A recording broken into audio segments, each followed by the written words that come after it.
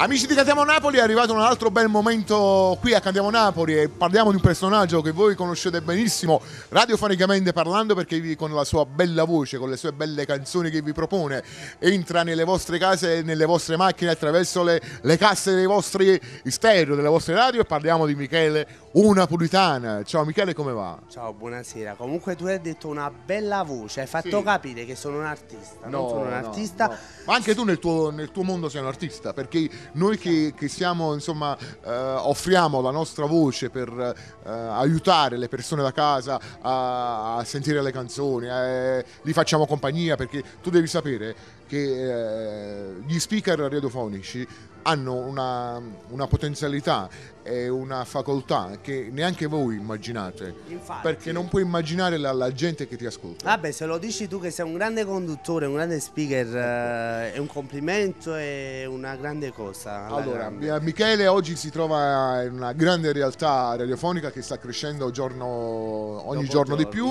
perché grazie alla vostra grande professionalità, grazie all'amore, alla passione, alla fatica che ci mettete, state diventando veramente grandi. E parliamo di Radio Orion, le stelle di Napoli.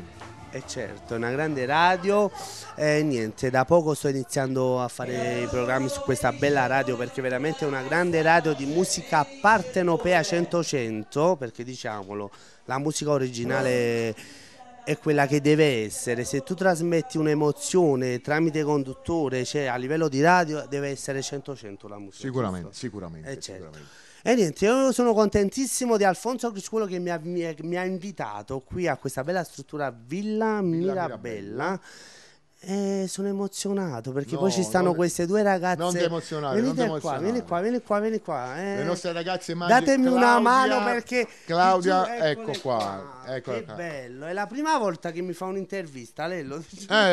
Giusto, anche perché insomma è difficile farti un'intervista. Noi che ci conosciamo da tanto tempo e magari la sera ci vediamo al bar per bere qualche cosa insieme. Diciamo, passiamo gran parte della giornata insieme e fare l'intervista, insomma, ci mette un attimino in difficoltà ad entrambi. Guarda, sotto mano, Allora, io insieme a te voglio salutare tutto lo staff tecnico e dirigenziale di Radio Orion, le stelle di Napoli.